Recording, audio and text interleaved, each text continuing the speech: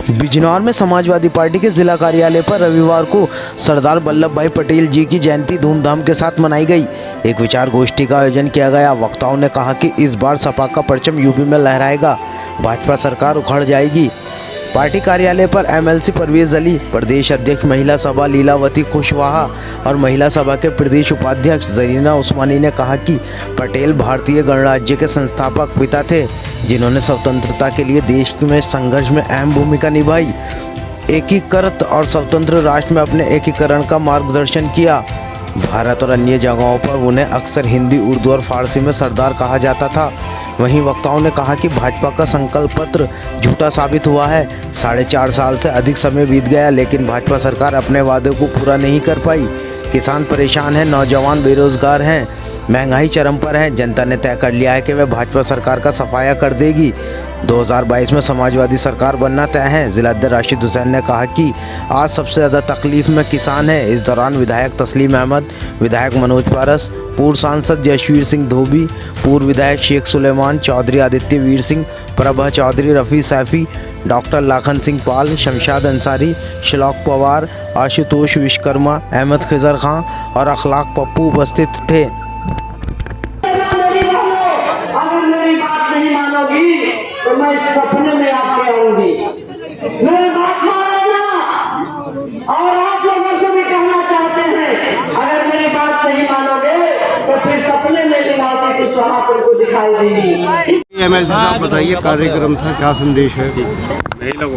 आज भारत के पहले गृह मंत्री सरदार वल्लभ भाई पटेल जी की याद में पूरी प्रदेश में समाजवादी पार्टी ने कार्यक्रम किया। हम लोग भी आज समाजवादी पार्टी के साथियों को इकट्ठा करके उनका संदेश पहुंचाने आए हैं कि सरदार वल्लभ भाई पटेल जी ने देश को इकट्ठा किया, यूनाइट किया, जो रियासतों में बटा था, किसानों को इकट्ठा किया और ऐसे लोगों पर पाबंदी लगाई जो समाज को बांटने का काम करते हैं। आज समाज को उनकी विचारधारा की ज़रूरत है। जिन लोगों पर उन्होंने पाबंदी लगाई थी, उस बात को समझने की ज़रूरत है कि उस वक्त पाबंदी लगाई गई जब महात्मा गांधी की हत्या हुई थी। इसका मतलब ये हुआ कि भाईचारे को ख़त्म करने की जो लोग कोशिश करेंगे वो इस देश में नहीं रहने चाहिए। रहने वो चाहिए जो भाईचारे को बढ़ाने की, हिंदुस्तानियत को बढ़ाने की, देश को आगे बढ़ाने की बात करें, जो समाजवादी सोच के लोग। आज पार्टी कार्यालय पे हिंदुस्तान के पहले गृह मंत्री आदरणीय स्वर्गीय वल्लभ भाई पटेल जी की जयंती थी। उस मौके पर हमने जयंती मनाने का काम किया। तमाम ज़िले के हिंदू मुसलमानों को जोड़कर एक ऐतिहासिक कार्य कराने का काम किया और आज के इस कार्यक्रम ने दिखा दिया है, हमारी तमाम महिलाएं, तमाम पुरुष, तमाम हिंदू, तमाम मुसलमानों ने यहाँ, आज रविवार का दिन था, बिजनौर शहर में देखने को भी आदमी नहीं मिलता, लेकिन आज यहाँ सड़कों पर जाम लग गया, पूरा ऑफिस भर गया। हज़ारों की तादाद में जो महिलाएं और पुरुष आए हैं, उन्होंने ये सिद्ध कर दिया है कि झूठों की सरकार जाने वाली है और सच्चों की सरकार आने वाली है। और जहाँ तक सवाल है, आज की तारीख में प्रियंका गांधी जी सफ़ेद झूठ बोल रही हैं और भारतीय जनता पार्टी वाले काले से भी बड़ा काला झूठ बोल रहे हैं, जिसकी कहीं कोई सीमा ही नहीं है। राशिद भाई, आप बैराज रोड पे चले जाओ। मैं एक शादी में चला गया मीरापुर, 20 किलोमीटर का रास्ता था, 1 घंटा लगा मुझे जाने में, और कहते हैं कि सड़कों में गड्ढे नहीं हैं। राशिद भाई, पिछली बार आपने महबूब भाई के कहने से एक उजड़े हुए चमन को आबाद किया, अब क्या ऐसा कौन सा चमन आबाद होगा? ये तो अब के समाजवादियों का चमन आबाद होगा। जो दल बदलू लोग थे वो सब बर्बाद होंगे और हो गए। ये 5-5 करोड़ के टिकट बिल्कुल बेकार होंगे और समाजवादी पार्टी का परचम लहराएगा।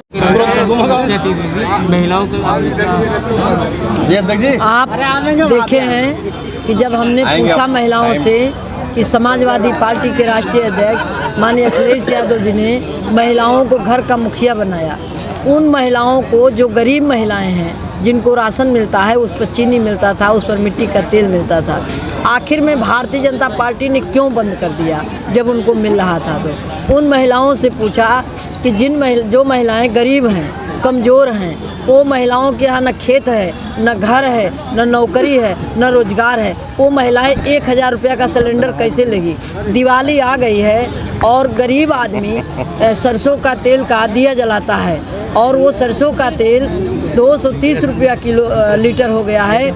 आप बताइए ये कैसे दिया जलाएंगी? हम तो कहना चाहते हैं सरकार से कि सरकार को चाहिए कि समाज का जो अंतिम व्यक्ति हो उसके बच्चों को मिठाई मिल जाए, उसके घर दिवाली बन जाए, लेकिन ये सरकार करने वाली नहीं है। ये कार्य कोई कर सकता है तो समाजवादी पार्टी के राष्ट्रीय अध्यक्ष माननीय अखिलेश यादव जी जब 2022 में मुख्यमंत्री बनेंगे तो सबके घर खुशहाली आएगी, सबके घर स्वतंत्रता आएगी और सब लोग रोजगार पाएंगे, नौकरी पाएंगे और महिलाएं महंगाई से निजात पाएंगे।